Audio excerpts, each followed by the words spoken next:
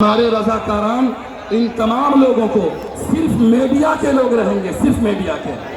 आप बुजुर्गों से भी गुजारिश है, खड़े हो जाइए, खड़े हो जाइए, अल्लाह के लिए खड़े हो जाइए, खड़े हो जाइए और बाहर चले जाइए। अल्हम्दुलिल्लाह, खड़े हो जाइए, इस एरिया को खाली कर लीजिए। जी, हज़रत मुफ्ती मोहम्मद सुहेल अख्तर कासिमी साहब, उनसे गुजारिश करूँगा, इजहार ख्याल फरमाएं। अस्सलामु अलैकुम व रहमतुल्लाहि व बरकातुहू। बिस्मिल्लाहिर्रहमानिर्रहीम व बिही नस्तईन, अम्मा बाद। अऊज़ु बिल्लाहि मिनश शैतानिर रजीम। बिस्मिल्लाहिर्रहमानिर्रहीम। वला तहिनू वला तहज़नू व अंतुमुल अअलौना इन कुंतुम मुमिनीन। गांधी मैदान के इस अज़ीमुश्शान कॉन्फ्रेंस में शरीक होने वाले बिहार, उड़ीसा, झारखंड और मुल्क की दिगर रियासतों के गयूर मुसलमानों, स्टेज पर बैठे हुए मुअज़्ज़ज़ उलमाए किराम, मैं आप तमाम लोगों को ये पैगाम देना चाहता हूँ और हुकूमत तक ये आवाज़ पहुँचाना चाहता हूँ, ये मुल्क कल भी हमारा था, ये मुल्क और इंशाअल्लाह मुस्तक़बिल में भी ये मुल्क हमारा होगा।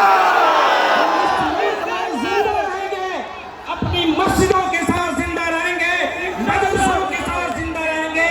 और एक बात मैं हुकूमत को बता देना चाहता हूँ कि जिस गांधी मैदान को के ऊपर पूरे बिहार को फख्र है, खुदा की कसम वो जमीन भी मुसलमानों ने दी है। क्या आप चाहते हैं कि इस मुल्क के मुसलमान अपनी मस्जिदों से, वक्फ प्रॉपर्टी से, अपने कब्रिस्तान से दस्तबरदार हो जाए? हम अपनी जान दे सकते हैं। हम दिल्ली का मैदान सबसे बड़ा मैदान है, उस मैदान में पहुंचकर हम अपने हुकूक को हासिल करेंगे और अपने हक को बचाएंगे।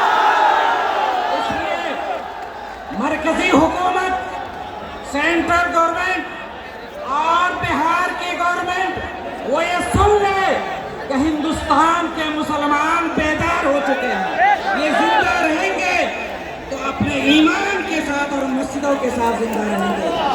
लोगों, आपके इस वक्त जो एक्ट बना है उसके पेशे नजर मैं आपको इस शेर के जरिए ये पैगाम देना चाहता हूँ कि अपने ये मस्जिद, ये मदरसा, ये खानकाह हमारे लिए खुदा की कसम काबा की तरह है। अपने काबे की हिफाजत हमें खुद करनी है, अपने काबे की हिफाजत हमें खुद करनी है।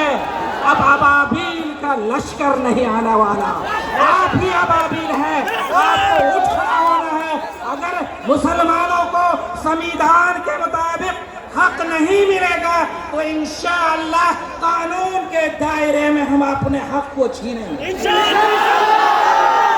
इस बिल को और इस कानून को यकसर मुस्तरद करते हैं।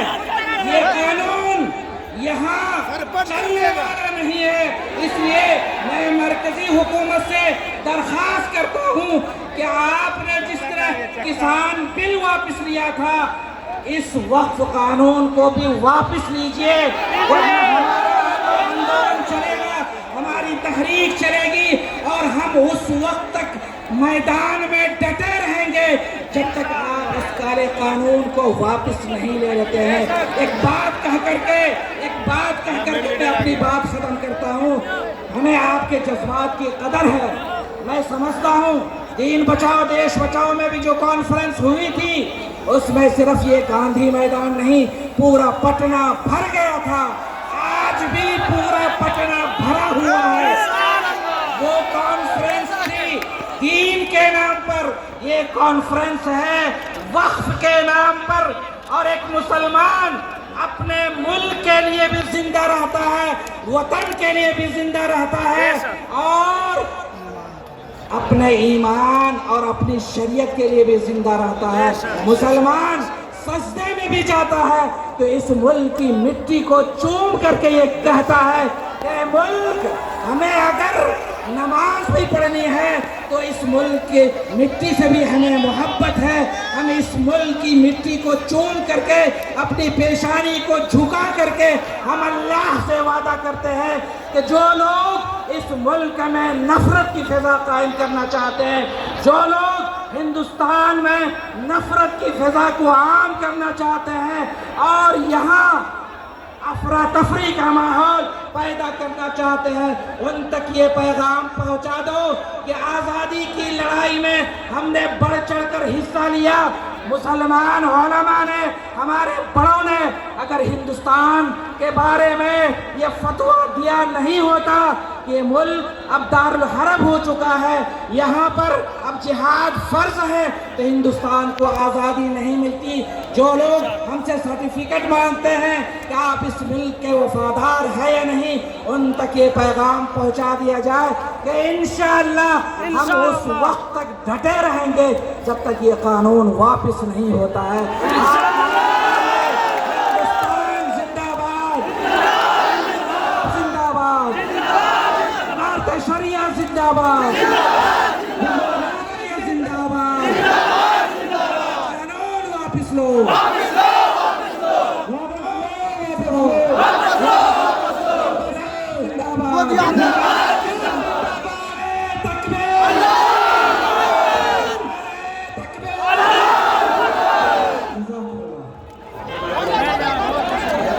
मुसलमानों